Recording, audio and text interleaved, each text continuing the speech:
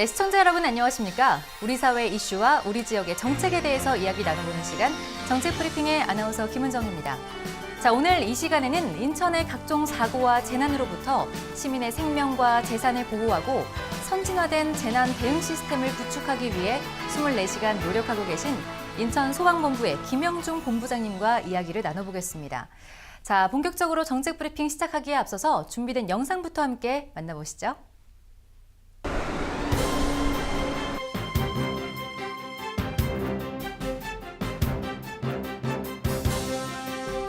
언제 어디서나 인천 시민의 안전사고를 예방하고 위험으로부터 보호하기 위해 노력하고 있는 곳이 있습니다. 인천 소방본부는 24시간 인천 시민을 사건과 재난으로부터 안전한 인천을 만들기 위해 최선을 다하고 있는데요. 김영중 본부장이 생각하는 인천의 안전은 무엇일까요? 오늘 정책 브리핑에서는 24시간 인천 시민을 재난사고로부터 보호하고 지켜내기 위해 노력하고 있는 인천 소방본부의 김영중 본부장과 함께 이야기를 나눠보겠습니다.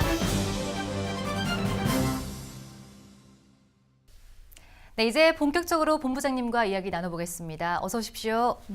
네, 반갑습니다. 자, 우리 티브로드 시청자 여러분들께 인사 한 말씀 해주시죠. 티브로드 시청자 여러분 안녕하십니까? 인천 소방본부장 김영중입니다. 이렇게 정책 브리핑을 통해 시민 여러분을 만나 뵙게 돼서 반갑습니다. 네. 자, 최근에 우리 본부장님께서 임기 1주년을 지나셨는데요. 지난 한 해 동안 일하시면서 뿌듯했던 일들, 좀 아쉬웠던 일들이 있다면 어떤 것들을 꼽을 수 있을까요? 제가 지난해 2월에 인천 소방본부장 부임을 받았으니 이제 1년이 간 넘었습니다. 그동안 인천 시민들의 안전을 최우선 목표로 삼고 시민의 생명과 재산을 지키기 위한 많은 노력들을 펼쳤습니다. 참으로 바쁜 한 해였던 것 같습니다. 네. 저희 소방본부는 지난해에만 약 19만 건에 넘는 위급한 현장에 출동을 했고 그 속에서 저희 대원들이 많은 시민들을 구해냈습니다.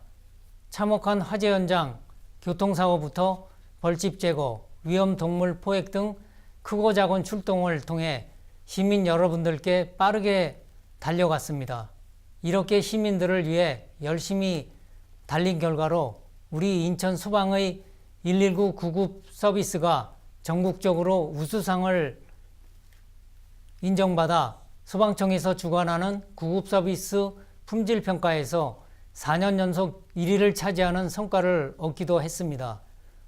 또 아울러 지난해에는 기존 건축물들의 화재 예방을 위해서 건축물의 안전을 모든 분야에 걸쳐 종합적으로 점검하는 화재안전 특별조사를 실시해 9,400여 개의 취약시설에 대한 안전 문제점을 진단하고 개선하기도 했습니다. 네.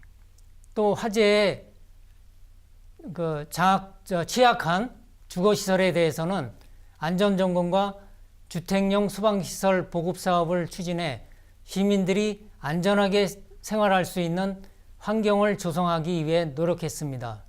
다만 지난해 잇따른 대형 화재로 많은 재산 피해와 인명 피해가 발생했던 점에 대해서는 소방본부장으로서 안타까움과 무거운 책임감을 느끼고 있습니다. 그렇기 때문에 올해에는 관계기관들과 협력해 건축물 안전점검을 더욱 철저히 잘 계획하고 있습니다. 네, 말씀만 들었을 때도 정말 지난 한 해 동안 소방 공무원들이 각 분야에서 많은 노력들을 기울이고 있다라는 생각이 들었는데요. 특히나 가장 주력하고 있는 안전 대책이 있다면 어떤 것을 꼽으시겠습니까? 올해 저희 인천 소방의 비전은 재난에 안전한 인천, 365일 행복한 시민입니다. 시민들이 화재 사고에 대해 더 이상 불안해하지 않고 생활하실 수 있는 안전한 환경을 만드는 것이 저희 목표입니다. 이를 위해 화재 취약 주거시설, 다중이용업소, 산업단지 등을 중심으로 화재 예방 대책을 선제적으로 추진해 안전관리를 강화해 나갈 생각입니다. 아시다시피 우리 사회가 고령사회로 진입하면서 독거세대, 취약계층 등 안전복지를 필요로 하는 재난약자가 늘고 있습니다. 그렇지만 이분들이 거주하시는 각 세대에는 아직 이렇다 할 소방시설도 제대로 갖추지 못한 게 현실입니다. 또 실제 화재로 인한 사망자가 가장 많이 발생하는 장소가 주택이라는 사실은 취약계층 주거시설에 대한 화재 예방 대책이 얼마나 중요하고 필요한지를 말해주고 있습니다.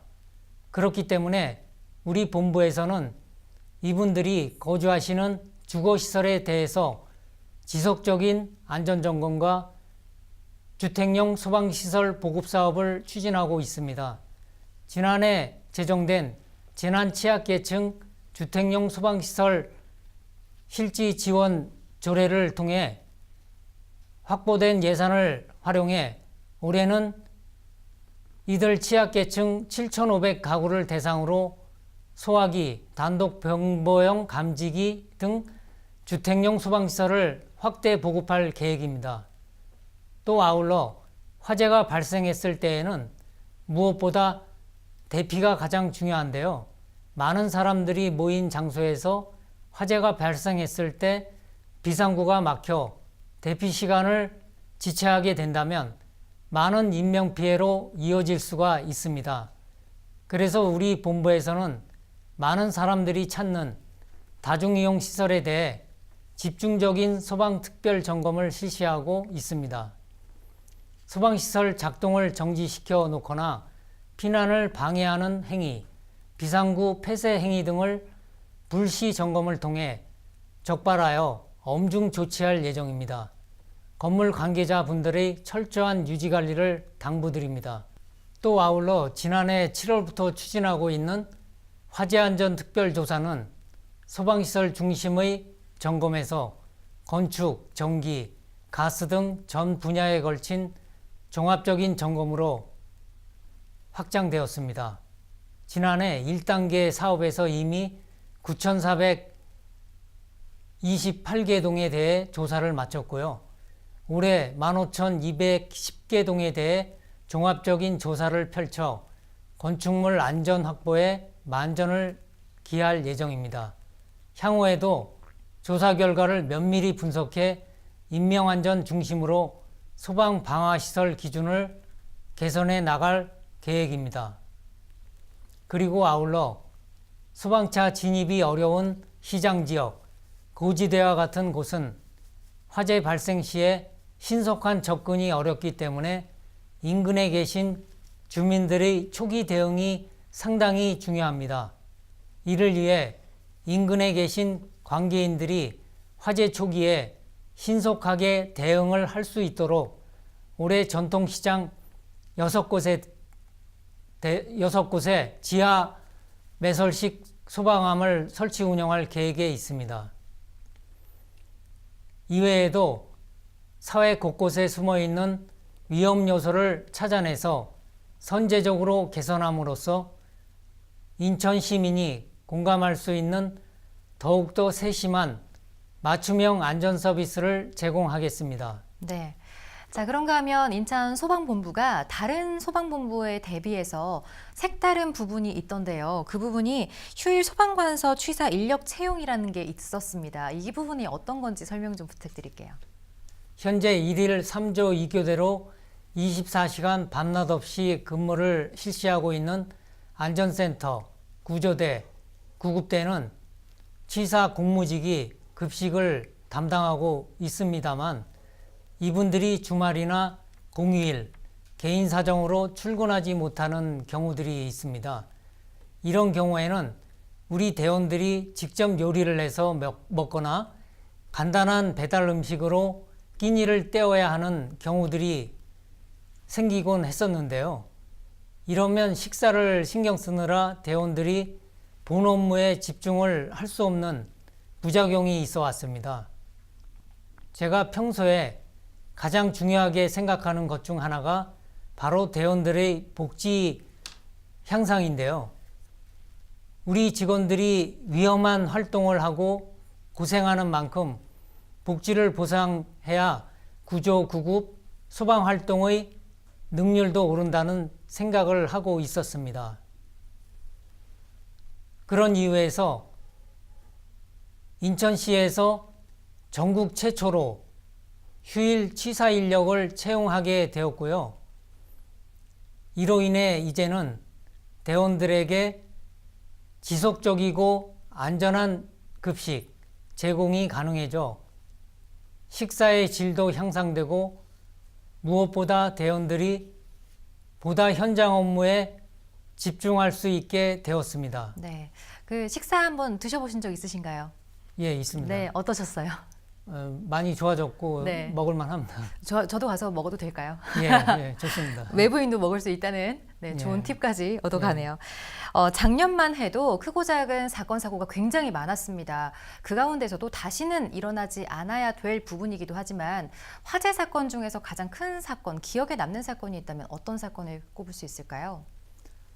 인천에서는 지난해 한 해 동안에만 대형 1단계 이상의 대형 화재가 18건 발생했습니다. 네. 유난히 큰 화재가 많았던 한 해였습니다만 그중 특히 지난해 5월 21일 인천항에서 발생한 오토배너호 화재가 기억에 많이 남습니다. 네.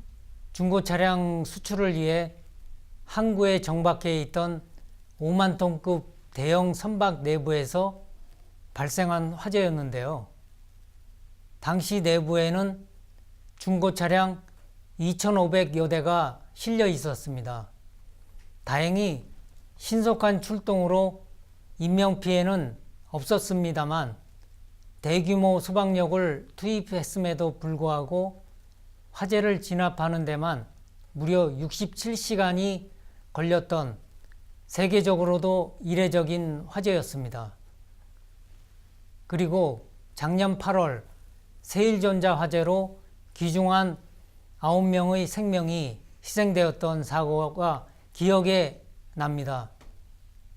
관할인 공단 소방서가 화재 현장과 바로 인근에 있어 신속하게 출동해서 대응했습니다만 도착했을 당시에는 이미 화재가 내부에서 크게 번진 이후였고 가연성 건축자재가 불에 타면서 발생한 다량의 농연으로 건물 내에 계셨던 분들이 미처 대피하지 못해 운명을 달리하셨던 많은 사람들의 가슴을 너무나도 아프게 한 사고였습니다.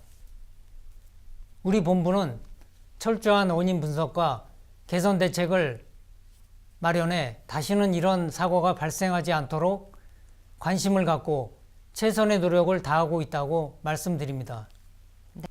네, 김영중 인천 소방본부장과 함께 정책 브리핑 함께하고 있습니다.